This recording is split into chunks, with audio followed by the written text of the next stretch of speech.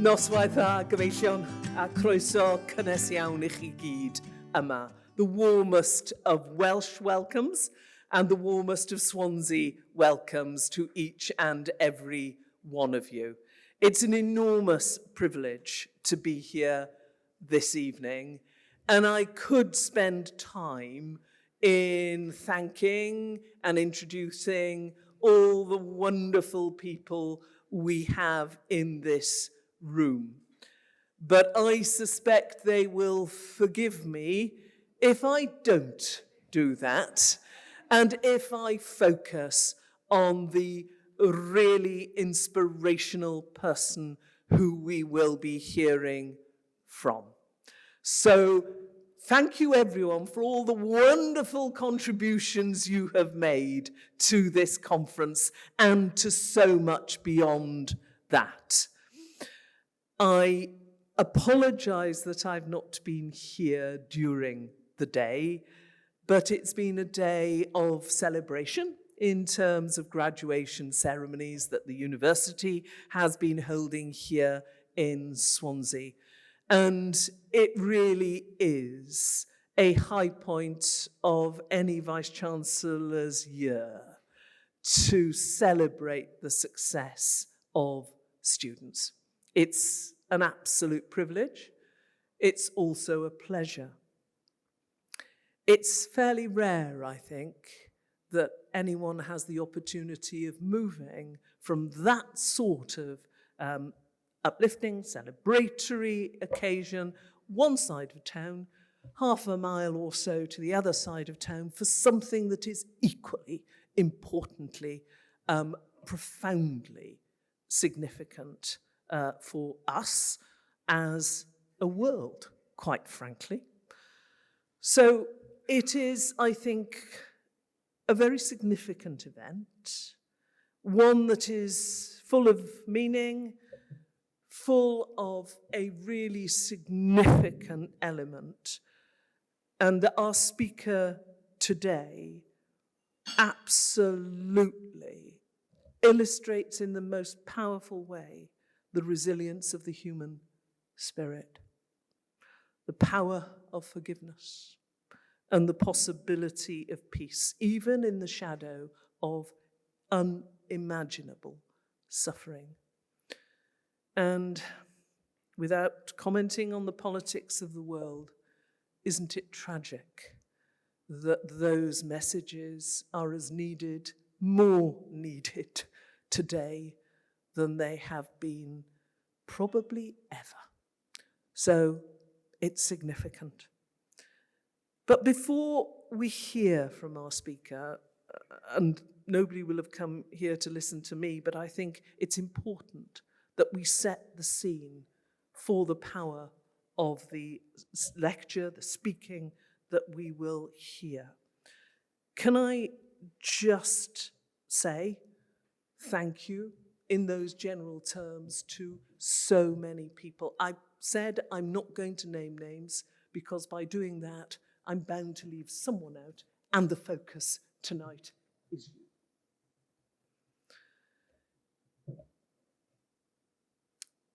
We say things very lightly sometimes, don't we? We say someone has touched the life of millions. But actually, tonight we have someone who has touched the life of millions, whose voice continues to inspire across the generations. We have the honor of hearing from Phan Thị Kim Phu. It's an immense pleasure to welcome you, and the warmth of your engagement, even in the few minutes we've had together, speaks of the power of your personality. Born in 1963 in the village of Trang Bang, in what was then South Vietnam, Kim was just 9 years old when her life changed forever. 8th of June in 1972, during the Vietnam War, her village came under attack and napalm was dropped on civilians. Kim was amongst those caught in the heat of the blast. Severely burned, she ran from the fire. And in that moment, as every single one of us knows, whatever our age, wherever we live, whatever our work, in that moment a photo was taken. A single image seared in time, and without doubt, one of the most iconic and harrowing photographs of the 20th century. That single image, that picture, is an indictment of the horrors of war and the impact of conflict on civilians. The photographer, Nick Ut, was recognized by the award of a Pulitzer Prize. That image, seared on so many eyes, helped shift global opinion about the Vietnam conflict. But for Kim, it is neither history nor global impact. It is her life. Kim spent over a year in hospital addressing the physical injuries, the burns, the physical pain, the surgeries, and the long rehabilitation. Just as devastatingly, she bore the weight of the trauma and loss and the deeply invasive gaze of a world that had come to know her as the Napalm Girl. For many years, Kim struggled not only with the pain of her injuries, but also with being a living symbol of a war in which she was a completely innocent victim. And yet, the remarkable woman with us today has turned that most appalling experience into an inspiration that touches the world. Through courage, spiritual strength, and quite extraordinary grace, Kim transformed her pain and her trauma into a life devoted to peace. She's dedicated herself to humanitarian work, founded the Kim Foundation International, which provides aid to children affected by war and violence.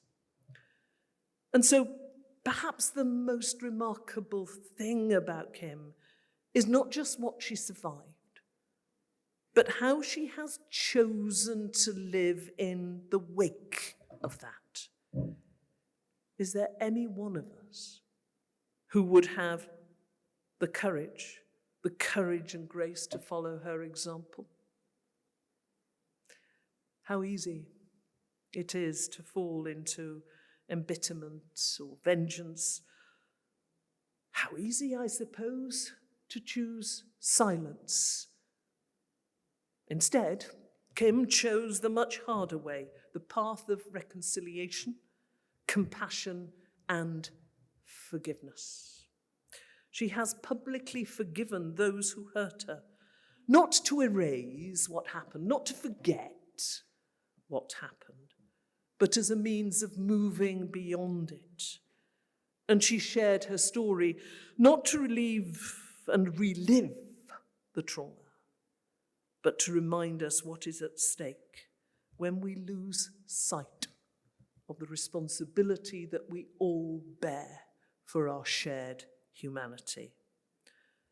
Her message is clear, is urgent, and deeply needed in our world. And that message is that peace is, should be, always possible. That healing begins with listening, and that even the deepest wounds can give rise to hope. It is, as I'm sure we will all agree, the most remarkable story that reminds us of the cost of war and of the enduring power of forgiveness and mercy. She's a human being of extraordinary depth and compassion, someone someone who has quite literally walked through fire and emerged not with hatred, but with her heart wide open. Ffrindiau, friends, please join me in welcoming someone whose story has changed the world and whose courage continues to light the way forward. Let us seize that challenge in our own individual worlds. Phan Thị Kim Phu, it's a genuine pleasure and a real privilege. Please.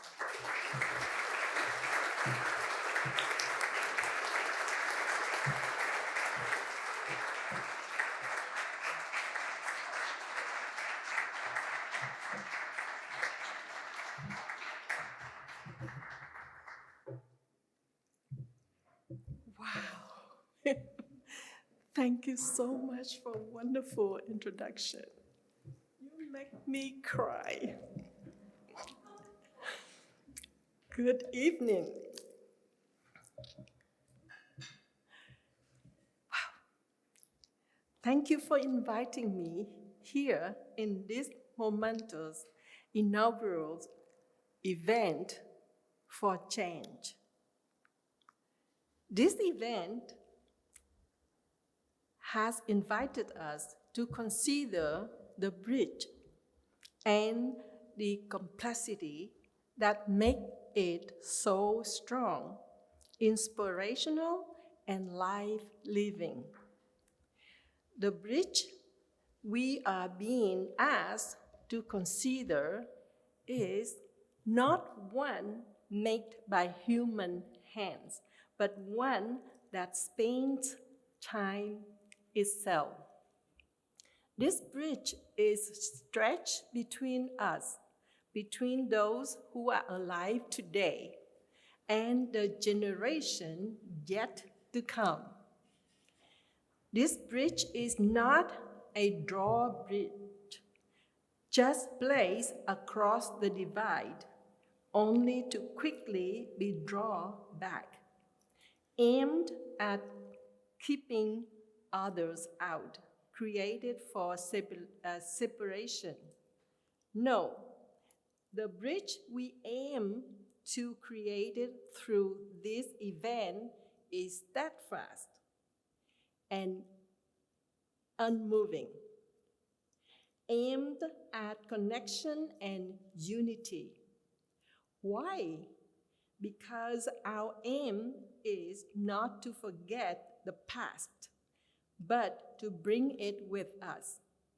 For the past teaches us the lessons necessary to make a more beautiful tomorrow. You have heard the saying, history repeats itself.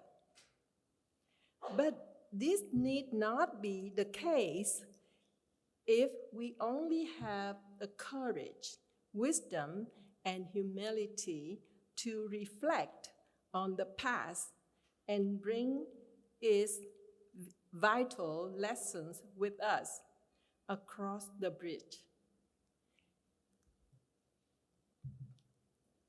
Next photo, please. You may know me from a photograph. A girl running, crying, burned, captured in a single moment, frozen in time. But that image is not the whole story. Today, we are invited to look to the future, not the past. But to do that, I must begin with the pain that shaped me. The pain that changed my life forever.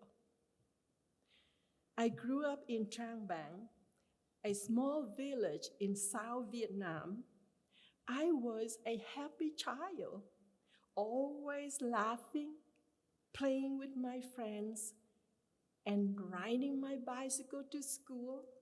My mom owned the best noodle restaurant in town. Her food so yummy.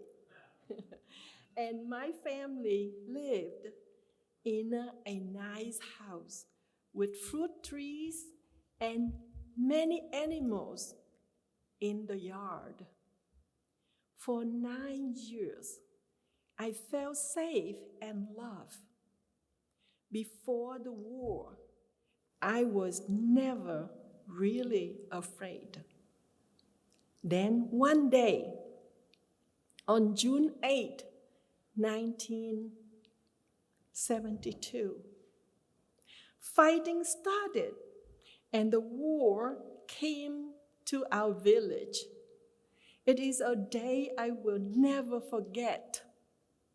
Soldiers began running around, pounding on our door very, very loud. We were able to hide in the local temple. And for the first time in my life, I knew fear. The temple couldn't shield us from what was going. The bomb dropped and hell broke loose. I would like to show a video clip from Shelley Saywell's 1996 documentary about my life, detailing what happened to me the day the napalm bombs fell on my village. Please.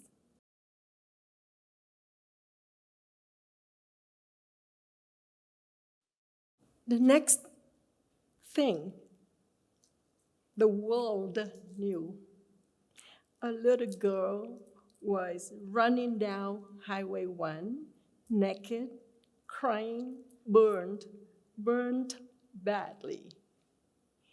The innocence and purity of my childhood were stripped from me as I was ravaged by war. Despite effort to assist me, I would eventually be left in the morgue to die. I was found 3 days later, still alive. That's why I'm here with you, right? With the help of a family connection, the doctors gave me a fighting chance. But the agony was far from over. The next few years of my life, I would endure unimaginable pain, endless surgeries, and the reality of my emotional trauma. When these seasons of my life began to subside, and my body began to heal, my life would still be far from normal. I quickly became a symbol of war while still a child. After years of emotional turmoil, depression, and a lack of purpose, I began a long journey of healing. I discovered something that changed everything. Anger could not heal me.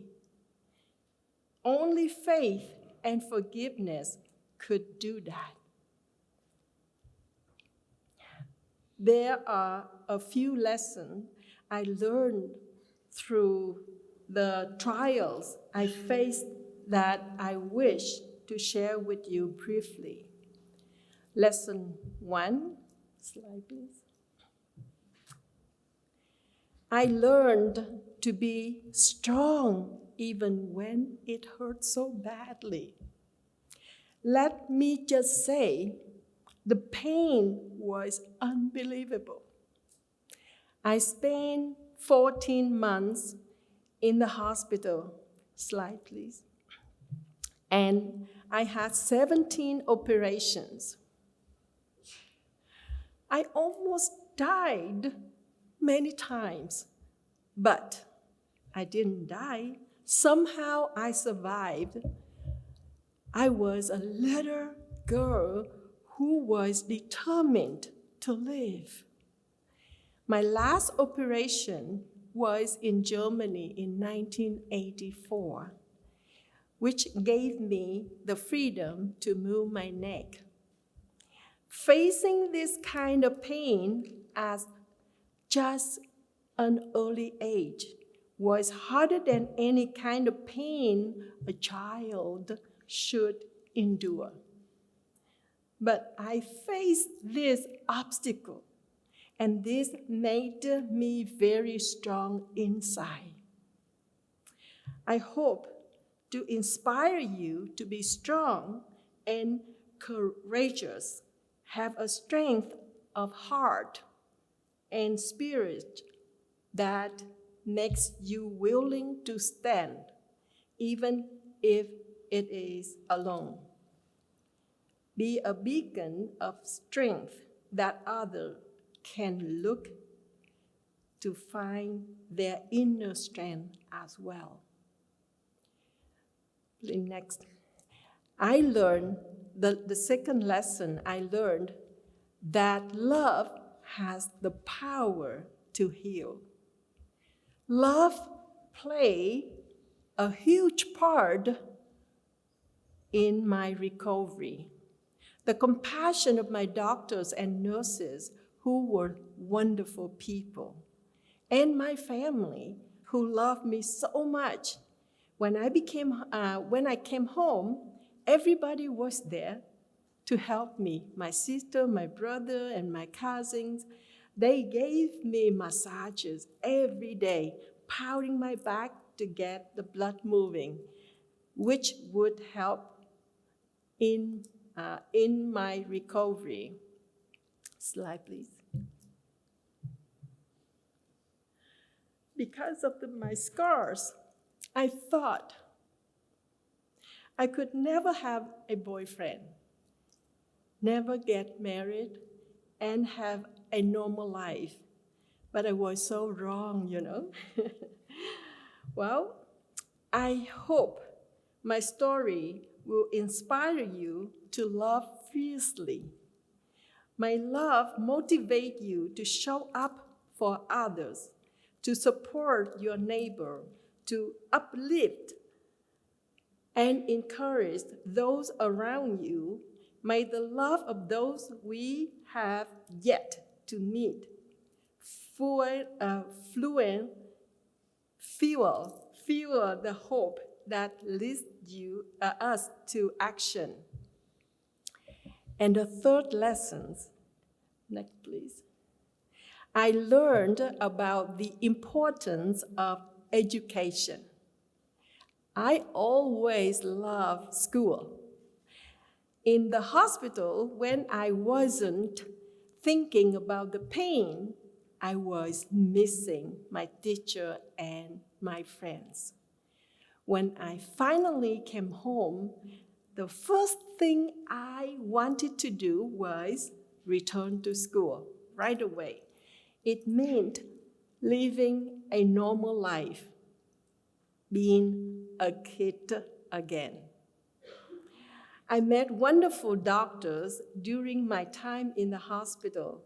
My dream was to become a doctor, just like them, to help heal people like me. I was determined and studied very hard to catch up with my friends. 10 years later, in 1982, when I was 19, I was accepted into medicine school in Saigon, Vietnam. Wow!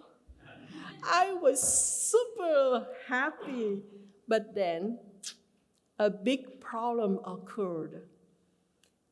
At that same moment, the Vietnamese government rediscovered me and they decided I should be a war symbol for the state.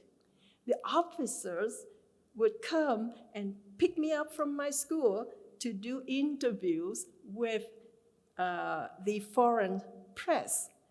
I would tell them, no, please, but they didn't care.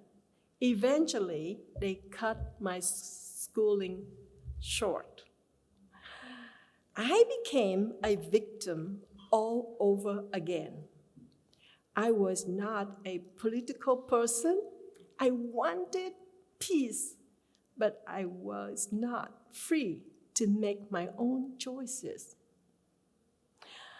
One day, lucky me, some year later, I met the Vietnamese Prime Minister. I begged him, please let me go somewhere quiet to finish my studies. He listened to me and he arranged for me to go to a communist-friendly country, Cuba. In 1986, I enrolled in the University of Havana. Of course, in Cuba, they didn't speak Vietnamese. They spoke Spanish. I had a new language to learn. When my health problems and allergies forced me to leave my medical dreams, I accepted that. Dear friend, sometimes dreams have to change. I switched my study to languages, English and Spanish. It was a challenge, amigos, but I did it. I was determined to have an education, and I still love to learn. I have also been fortunate to receive 8 honorary doctorate degrees from universities in Canada, Australia, the United States, and Mexico. My children love to joke. They call me Dr. Mom. I hope to encourage you to continue to foster a love of learning. It will serve you greatly for all of your days. Next, please. The lesson 4. I learned to love God. Like most Vietnamese children, I was raised in the Cao Dai faith, but for me, something was missing. I wanted to know God personally. When I was 19, I found a New Testament Bible in the local library, and that gave me the answer I had been looking for. During the Christmas season in 1982, I became a Christian, and I accepted Jesus Christ as my personal Savior. I knew then that God had a purpose for my life. My Christian faith has been essential to my happiness and my values. Dear friends, I can only pray one day you get to experience the peace I felt when I found faith in God. Next, please. Lesson 5. I learned how to forgive. During my young adult years, I became to a breaking point. I was holding a lot of anger and hate towards those who dropped the bombs and those who controlled me. I knew I didn't want to live this way for the rest of my life. So I started to work on that. Well, I imagined a picture in my head. A cup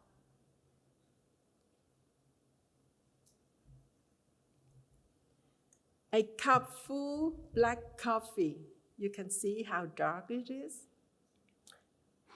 And my heart being exactly like that. It was full of anger, hatred, bitterness, pain, loss, and hopelessness. Everything was negative.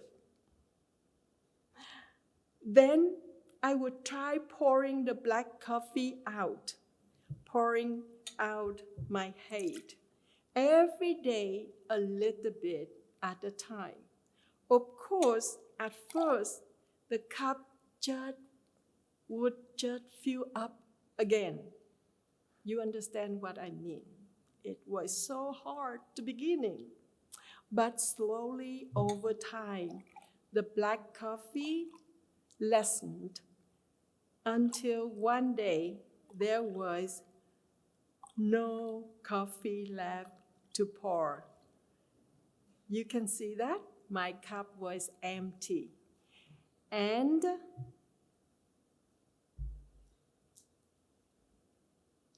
by God's grace and mercy, He refilled my cup with light, peace, joy, compassion, understanding, love, patience, and forgiveness. So you can see that my heart before and then. That changed. Thank you.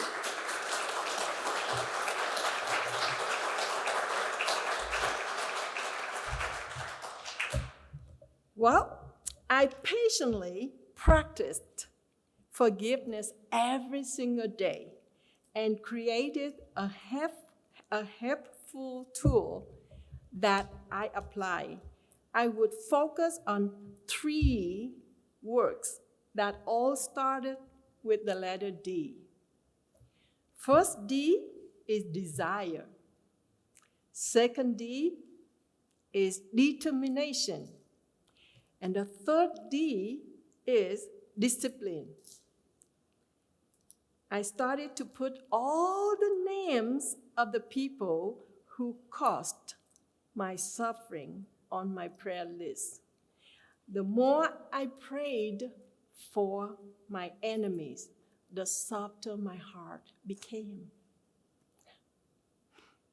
I felt forgiveness completely fill up my heart. It did not happen overnight, dear friends. It took a long time. But when I experienced it, real forgiveness, my heart was set free. It was heaven on earth for me, for that little girl. It sounded easy, but as I explained, it wasn't.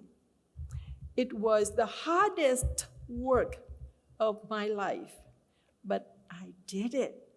So if I could do it, all of you can do it too, right? You see me today. I am smiling and always laughing. I have no bitterness at all. People continue to ask me how I did it. So I wrote a book called Fire Road. Next, please. So available in the back. Okay, so dear friends, the real test in my journey of forgiveness came in Washington, D.C.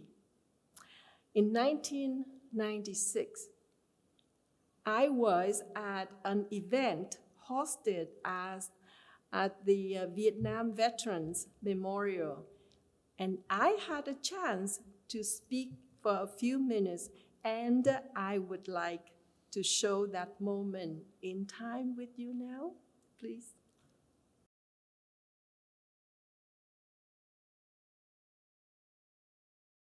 Well, when I was able to forgive him John Plummer in person.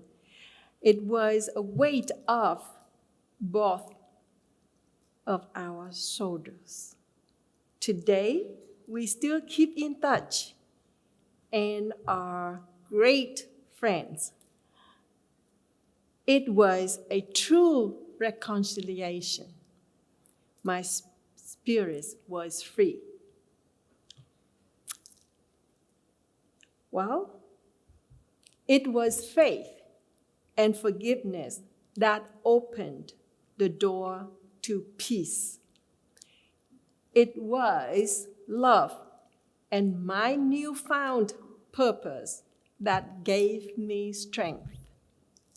And that hope and strength helped me step out of that photograph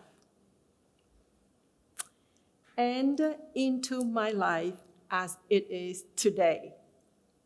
Eventually, after marrying my college sweetheart, he is here. Can you please? I'm so happy that you being with us here today.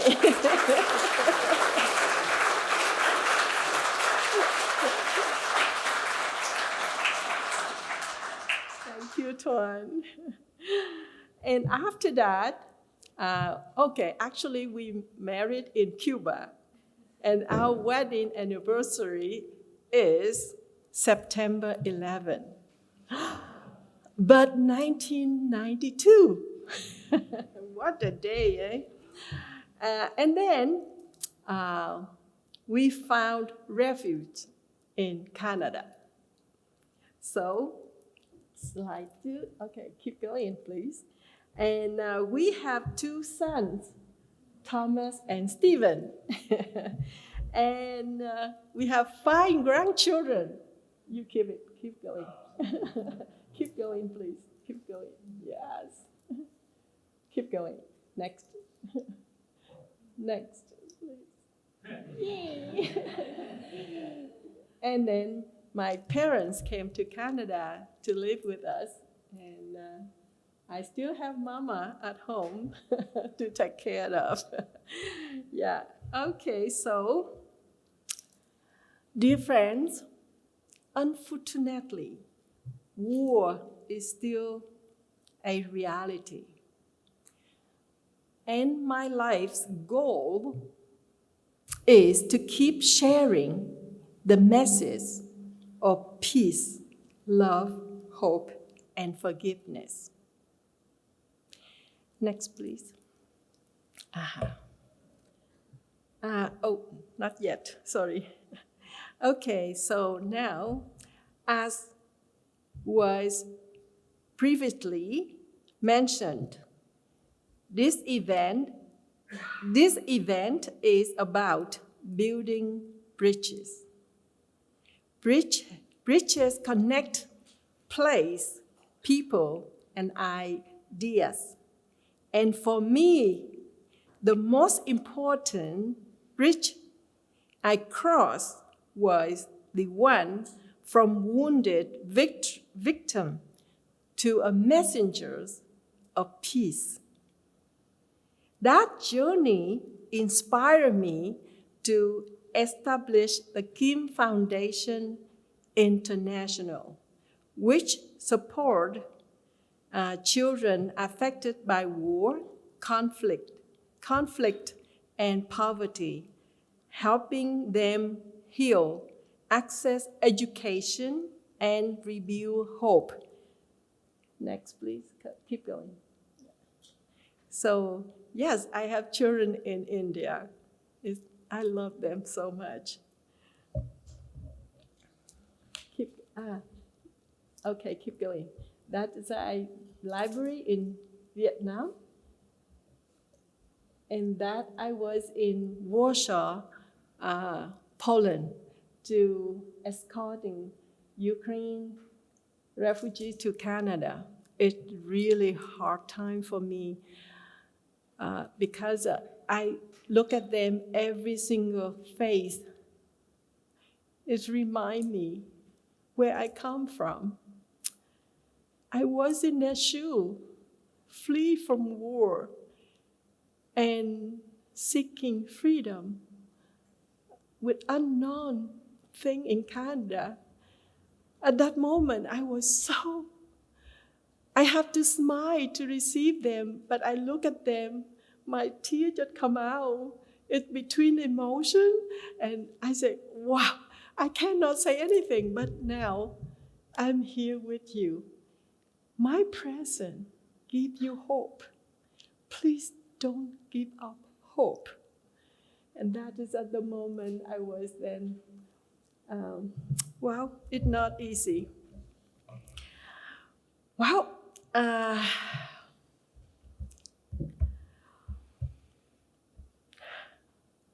Because the past we cannot change, but we can protect the futures. Next, please. This event invites us to consider several important themes for our day. Next, please. Intergenerational justice. The decision we make today will profoundly affect generation not yet born. All action carry consequences. It is up to us to decide if those consequences will be positive or negative. Those in the future depend on us to make the right choice. So, how do we protect those we may never met? That responsibility, do we carry for the future? Next, please. Connection across boundaries. This event encourages us to break down silos between generations, disciplines, and worldviews. It challenges us to form new and potentially unexpected alliances, to listen deeply even to those we may initially disagree with, and to imagine differently. Next, please. Hope as action. Hope is not passive. Hope is a decision. Reaching futures reminds us that radical hope is grounded in action. It's found in the stories of change, in the courage of community, and in the quiet resilience of those who keep going. I would know. And next, please. Acting with imagination. We are all invited to become bridges builders, to connect now to later, the present to the future, to carry wisdom forward, to shape the system that serves not just us, but all life.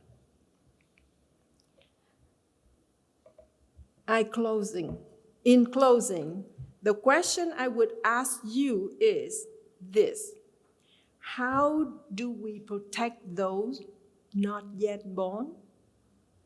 Forgiveness has taught me that peace is not passive. It is built through choices, through courage, through compassion. And perhaps forgiveness is the strongest bridge we can build to tomorrow. The future is waiting. Let them see that we choose peace. Next, please. Okay, now, may I suggest a new way of seeing my original photograph. When you see that little girl running up the road, try not to see her as she was then, wounded, suffering, and crying out in pain and fear. Try to see her as she is today, as a wife, mother, grandmother, and a survivor, crying out for peace. Thank you so much. May God bless you all.